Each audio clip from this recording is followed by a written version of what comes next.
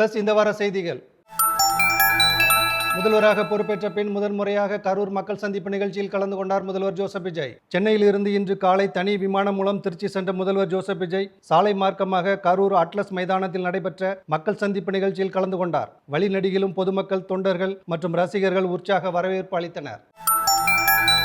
கரூர் கூட்டத்தில் திமுகவை கடுமையாக தாக்கி பேசிய முதல்வர் ஜோசப் விஜய், என் மனதின் ஆறாத காயம் கரூர் சம்பவம் என்று பேச்சை தொடங்கிய முதலமைச்சர் விஜய் கடந்த திமுக ஆட்சி மீது அடுக்கடுக்கான குற்றச்சாட்டுகளை முன்வைத்து பேசினார். பேசுவதை விட செயலில் காட்ட வேண்டும், டாக் லெஸ் ஒர்க் மோர் என்பதே தனது அரசியல் என கூறினார்.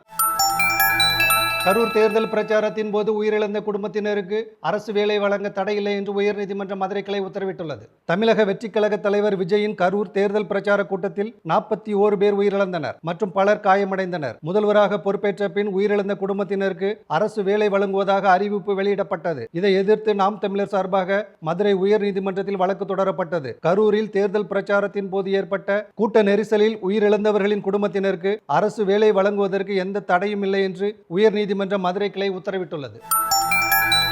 சென்னை மெட்ரோ ரயிலில் சக பயணிகளுக்கு இடையூறு ஏற்படுத்தினால் அபராதம் விதிக்கப்படும் என சென்னை மெட்ரோ ரயில் நிர்வாகம் அறிவித்துள்ளது. ஹெட்போன் பயன்படுத்தாமல் ஸ்பீக்கரில் அதிக சத்தத்துடன் பாடல் கேட்பது, வீடியோ பார்ப்பது போன்ற செயல்களில் ஈடுபட்டு சக பயணிகளுக்கு தொந்தரவு ஏற்படுத்துதல், ஒழுங்கீனமாக நடந்து கொள்வது உள்ளிட்ட விதிமீறல்களில் ஈடுபடுபவர்களுக்கு அபராதம் விதிக்கப்படும் என்றும் அனைத்து பயணிகளும் மெட்ரோ விதிகளை கடைபிடித்து ஒத்துழைக்குமாறு சென்னை மெட்ரோ ரயில் நிர்வாகம் அறிக்கை வெளியிட்டுள்ளது.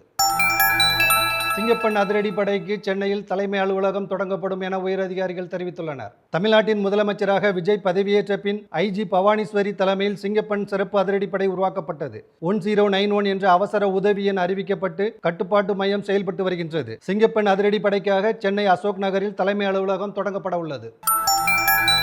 போர்ச்சுகல் நட்சத்திர வீரர் கிறிஸ்டியானோ ரொனால்டோ உலகக்கோப்பை தொடரிலிருந்து ஓய்வு பெற்றார். 2026 உலகக்கோப்பை கால்பந்து தொடரில் போர்ச்சுகல் அணி ஸ்பெயினிடம் தோல்வியடைந்து போட்டியில் இருந்து வெளியேறியதால் ரொனால்டோ உலகக்கோப்பை தொடரில் இருந்து ஓய்வு பெறுவதாக அறிவித்தார். தனது நாட்டிற்காக முழு அர்ப்பணிப்புடன் விளையாடிய ரொனால்டோ உலகக்கோப்பை வரலாற்றில் 6 வெவ்வேறு தொடர்களில் கோல் அடித்த முதல் வீரர் என்ற சாதனையுடன் தனது உலகக்கோப்பை பயணத்தை நிறைவு செய்துள்ளார்.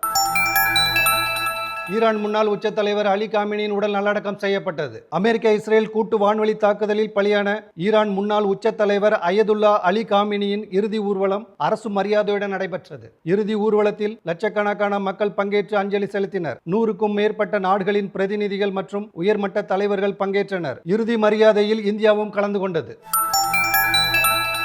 இதுபோன்ற செய்திகளை தொடர்ந்து தெரிந்து கொள்ள பிளஸ் நியூஸை பின்தொடருங்கள்.